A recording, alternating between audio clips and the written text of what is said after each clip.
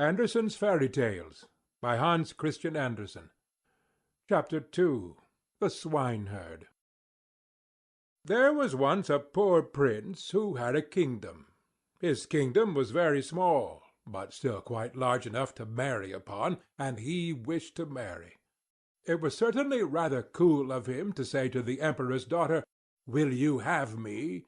But so he did, for his name was renowned far and wide, and there were 100 princesses who would have answered, "Yes," and "Thank you kindly." We shall see what this princess said. Listen.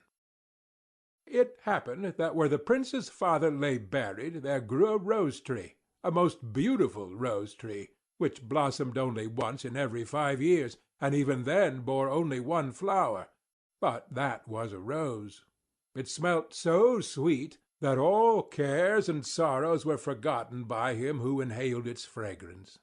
And furthermore the prince had a nightingale, who could sing in such a manner that it seemed as though all sweet melodies dwelt in her little throat. So the princess was to have the rose and the nightingale, and they were accordingly put into large silver caskets and sent to her. The emperor had them brought into a large hall, where the princess was playing at visiting with the ladies of the court. And when she saw the caskets with the presents, she clapped her hands for joy. "Ah, if it were but a little pussy-cat!" she said. But the rose-tree with its beautiful rose came to view. "Oh, how prettily it is made!" said all the court ladies. "It is more than pretty," said the emperor. "It is charming." But the princess touched it, and was almost ready to cry. "Fie, papa!" she said. "It is not made at all. It is natural." "Let us see what is in the other casket before we get into a bad humor," said the emperor. So the nightingale came forth, and sang so delightfully that at first no one could say anything ill-humored of her. "Superbe! Charmant!" exclaimed the ladies, for they all used to chatter French, each one worse than her neighbor. "How much the bird reminds me of the musical box that belonged to our blessed empress!" said an old knight. "Oh, yes, these are the same tones, the same execution." "Yes, yes," said the emperor, and he wept like a child at the remembrance. "I will still hope that it is not a real bird," said the princess. "Yes, it is a real bird," said those who had brought it. "Well, then, let the bird fly," said the princess, and she positively refused to see the prince. However, he was not discouraged. He daubed his face over brown and black, pulled his cap over his ears, and knocked at the door. "A good day to my lord the emperor," said he. "Can I have employment at the palace?" "Why, yes," said the emperor. "I want someone to take care of the pigs, for we have a great many of them." So the prince was appointed imperial swineherd. He had a dirty little room close by the pigsty, and there he sat the whole day and worked. By the evening he had a pretty little kitchen pot. Little bells were hung all around it, and when the pot was boiling, these bells tinkled in the most charming manner, and played the old melody, "Ach, du lieber Augustin, alles ist weg, weg, weg. Ah, dear Augustine, all is gone, gone, gone."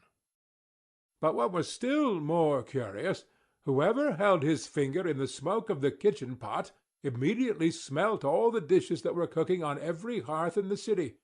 This, you see, was something quite different from the rose.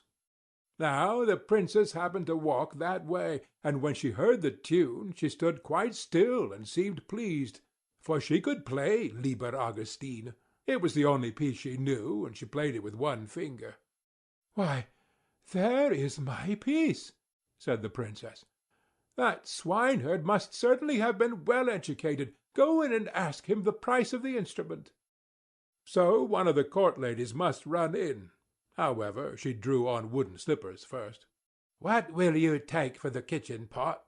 said the lady. "I will have 10 kisses from the princess," said the swineherd. "Yes, indeed," said the lady. "I cannot sell it for less," rejoined the swineherd. "He is an impudent fellow," said the princess, and she walked on. But when she had gone a little way, the bells tinkled so prettily, "Ach, du lieber Augustin, alles ist weg, weg, weg." "Stay," said the princess. "Ask him if he will have 10 kisses from the ladies of my court." "No, thank you," said the swineherd. 10 kisses from the princess, or I keep the kitchen pot myself." "That must not be either," said the princess. "But do you all stand before me, that no one may see us." And the court ladies placed themselves in front of her, and spread out their dresses. The swineherd got 10 kisses, and the princess the kitchen pot. That was delightful. The pot was boiling the whole evening, and the whole of the following day. They knew perfectly well what was cooking at every fire throughout the city, from the chamberlains to the cobblers. The court ladies danced and clapped their hands. "We know who has soup, and who has pancakes for dinner to-day, who has cutlets, and who has eggs. How interesting!" "Yes, but keep my secret, for I am an emperor's daughter." The swineherd, that is to say, the prince, for no one knew that he was other than an ill-favored swineherd, let not a day pass without working at something. He at last constructed a rattle, which, when it was swung round, played all the waltzes and jig-tunes which have ever been heard since the creation of the world. "Ah, that is superb," said the princess when she passed by. "I have never heard prettier compositions.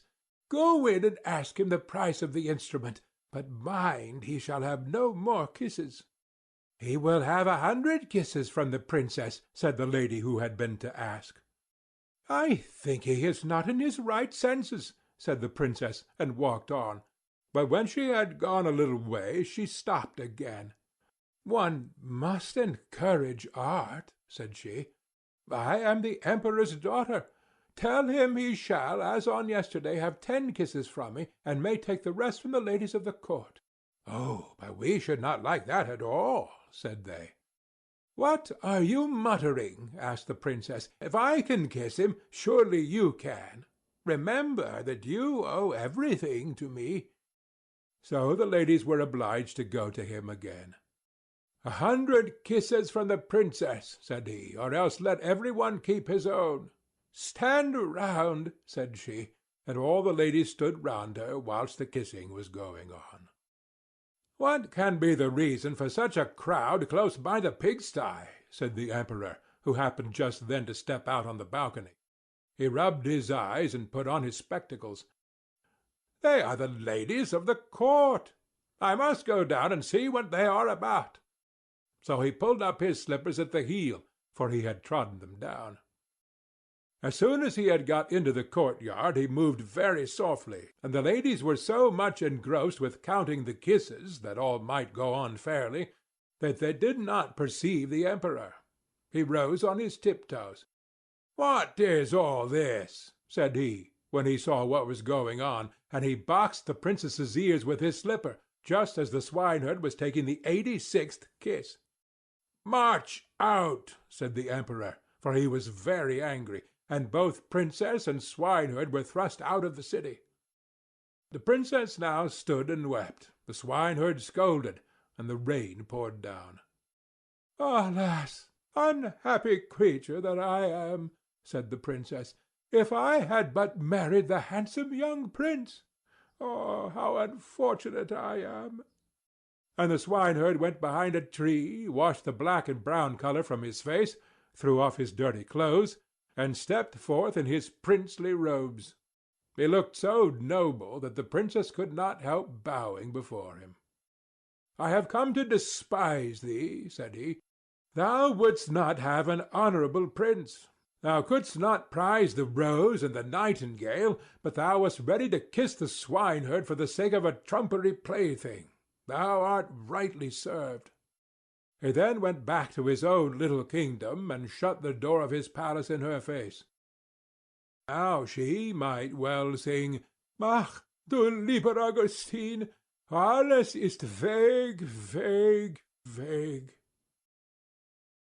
End of The Swineherd.